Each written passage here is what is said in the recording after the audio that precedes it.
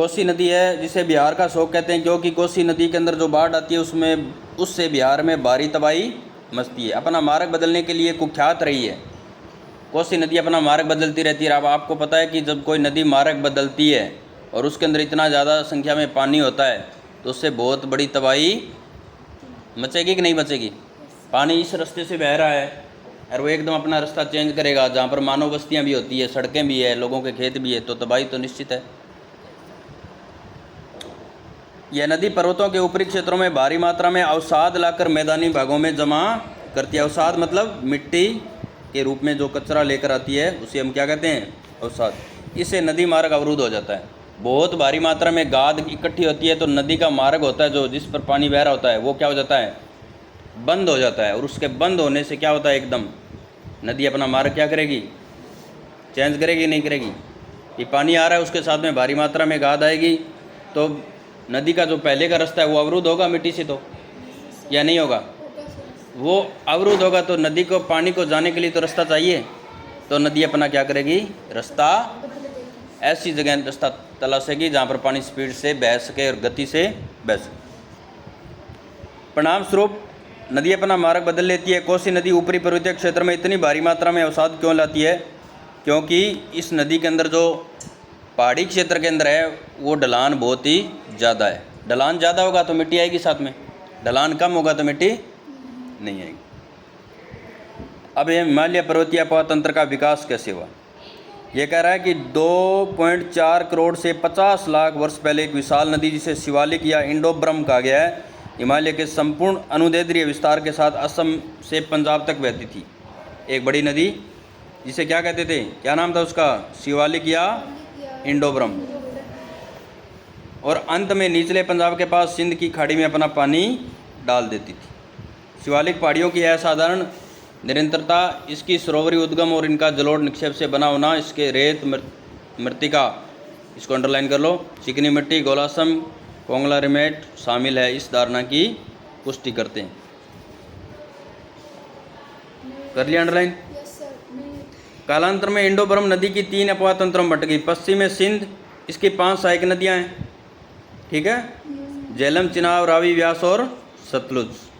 मध्य में गंगा और हिमालय से निकलने वाली इसकी सहायक नदियाँ, और पूर्व में ब्रह्मपुत्र का भाग और उसके हिमालय से निकलने वाली नदियाँ। अब इनका एक एक हम अध्ययन करेंगे। सिंधु नदी तंत्र, इसके अंदर कौन कौन सी नदी आती है वो पढ़ेंगे। यह विश्व के सबसे बड़ी नदी द्रोणियों में से एक है। कौन सी नदी, सिंधु। इसका क्षेत्रफल बताया जा रहा है कि 11,65,000 वर्ग किलोमीटर। भारत में इसका क्षेत्रफल है 3,21,289 वर्ग किलोमीटर। बाकी का इसका जो हिस्सा है वो पाकिस्तान में है। इसकी कुल लंबाई 2880 किलोमीटर है, 2880। भारत में इसकी लंबाई है 1114 किलोमीटर। और भारत में यह हिमालय की नदियों में सबसे पश्चिमी है। इम्पोर्टेंट चीज़ है, इसको नोट करो कि भारत में हिमालय की नदियों में सबसे पश्चिमी नदी कौन सी है, सिंधु नदी। इसका उद्गम कहाँ होता है, तिब्बत में कैलाश पर्वत में बोखुरचू से। बोखुरचू के एक निकट हिमनद है। हिमनद किसे कहते हैं, हिम मतलब बर्फ, नद मतलब नदी। बर्फ़ की जो नदियाँ हैं, बर्फ़ का जो पहाड़ है वहाँ से इसका उद्गम है बोखुरचू के निकट होता है, जो 4164 किलोमीटर की ऊंचाई पर स्थित है। तिब्बत में इस नदी का नाम क्या है, सिंगी खबान या शेरमुख। कौन सी नदी का, सिंधु का। अंडरलाइन कर लो इसको, पूरे टॉपिक को। लद्दाख और जास्कर श्रेणियों के बीच से उत्तर पश्चिम दिशा में बहती हुई है। लद्दाख में बालिस्तान से गुजरती है और लद्दाख श्रेणी को काटते हुए नदी जम्मू कश्मीर में गिलगित के समीप एक दर्शनीय महाखंड का निर्माण करती है। यह पाकिस्तान में चिल्लास के निकट दर्दिस्तान में प्रवेश करती है।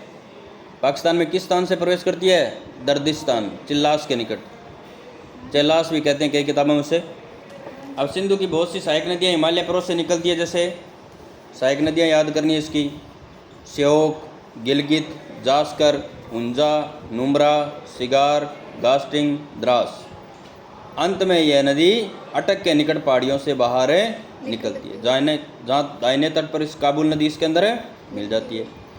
इसके दाहिने तट पर मिलने वाली सहायक नदियाँ, अब पहले तो प्रश्न आता था कि इसकी सहायक, सिंधु की सहायक नदियाँ लिखिए, गंगा की सहायक नदियाँ बताइए।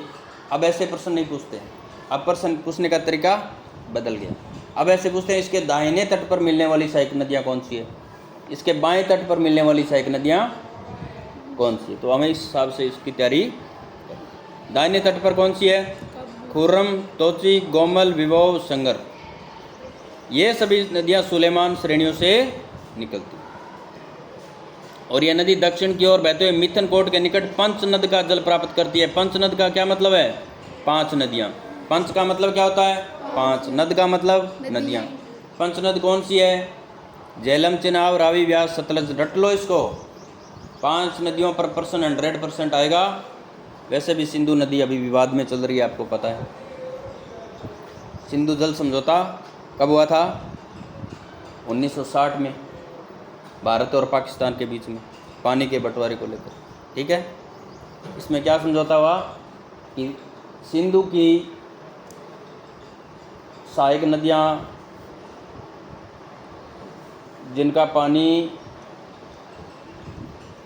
पाकिस्तान में पहुंचता है, उसमें 20% पानी इन नदियों का भारत को देना तय हुआ और 80% पानी पाकिस्तान को देना। 6 नदियां हैं, झेलम, चेनाब, रावी, व्यास, सतलुज और सिंधु। ठीक है, इसमें से व्यास और सतलुज का पानी भारत रखेगा। व्यास और सतलुज का पानी कौन रखेगा, बाकी जो नदियां बच गई उनका पानी पाकिस्तान की। लेकिन व्यास और सतलुज का पानी 20% ही है, उनका पानी है 80%। तो समझौता में तो घाटा हुआ अपने को। पंचनद 5, पंजाब की 5 प्रमुख नदियाँ सतलज, व्यास, रावी, चेनाब, झेलम। अंत में सिंधु नदी के कराची के पूर्व में या अरब सागर में गिर जाती है। भारत में सिंधु जम्मू कश्मीर राज्य में बहती है। कौन से राज्य में बहती है भारत में, जम्मू कश्मीर। और अरब सागर में कौन से स्थान से गिरती है, ये कराची। इसकी एक एक सहायक नदियों के बारे में अब बताया गया है, 500 सहायक जो नदियां हैं सिंधु की। तो पहले हम पढ़ते हैं झेलम के बारे में। झेलम सिंधु की महत्वपूर्ण सहायक नदी है। कश्मीर घाटी के दक्षिण पूर्वी भाग में पीर पंजाल गिरिपथ में एक वेरीनाग झरने से निकलती है। कहाँ से निकलती है, वेरीनाग झरने से।